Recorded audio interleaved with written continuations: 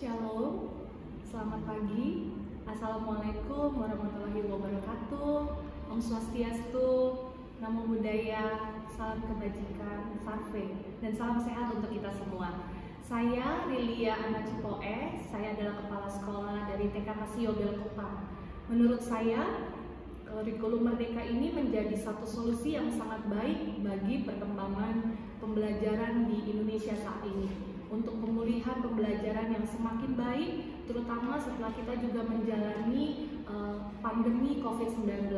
Karena pembelajaran melalui kurikulum Merdeka ini menjadi lebih sederhana, lebih interaktif, anak-anak semakin senang ketika belajar, dan semakin mendalam memahami setiap materi yang dipelajari di kelas masing-masing.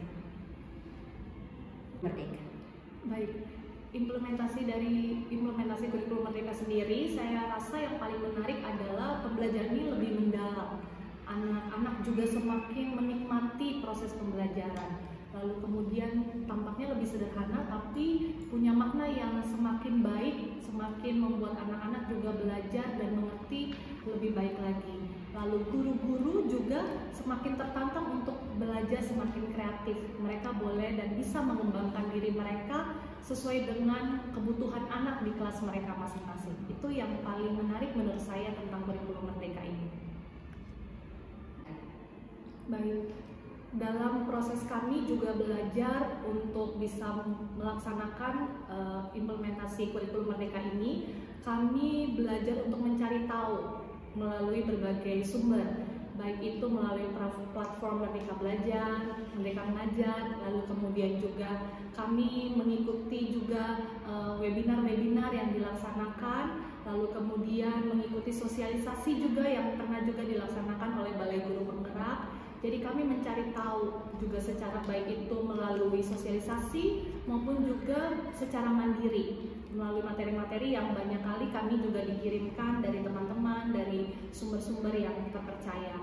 Dan kemudian setelah itu kami mulai juga melakukan dan memahami. Setelah kami memahami, kami juga mulai melakukan assessment awal terhadap anak-anak kami. Apalagi ini di awal tahun pembelajaran, sehingga guru-guru bisa lebih mengenal dengan baik apa yang menjadi kebutuhan setiap anak, apa yang menjadi hal yang perlu untuk dilakukan di kelas anak-anak masing-masing. Dari situ kemudian kami mulai belajar untuk bagaimana mengembangkan pembelajaran terdiferensiasi tadi.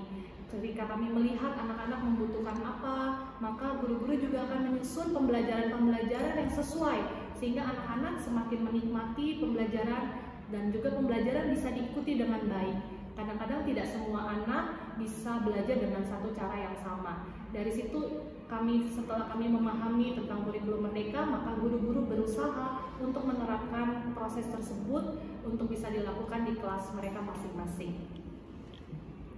Ya, harapan saya melalui kurikulum Merdeka ini bisa terus mentransformasi pendidikan di Indonesia. Anak-anak semakin menikmati proses pembelajaran di kelas. Mereka semakin menjadi dan berkembang menjadi seorang manusia yang utuh, sehingga mereka bisa kelak menjadi penerus-penerus bangsa yang sangat mendukung perkembangan bangsa Indonesia. Tentunya karena mereka adalah generasi depan bangsa Indonesia. Karena itu harapan yang besar kurikulum Merdeka ini boleh terus memberikan dampak yang baik bagi perkembangan pendidikan di Indonesia. Baik, terima kasih banyak untuk kesempatan yang diberikan kepada kami boleh belajar banyak tentang kurikulum Merdeka. Kami juga berterima kasih karena dapat kesempatan yang besar untuk belajar melalui berbagai sumber yang sudah disediakan oleh pemerintah, baik itu melalui platform Merdeka Mengajar maupun melalui sosialisasi ataupun bimtek-bimtek yang dilaksanakan. Dan kiranya ini terus mendukung sekolah kami secara khusus boleh mengembangkan program dan juga kurikulum sekolah Merdeka Belajar ini di kemudian hari. Terima kasih banyak. Shalom. Waalaikumsalam warahmatullahi wabarakatuh. Om Swastiastu. Namo Buddhaya. Salam kebajikan. Sarve.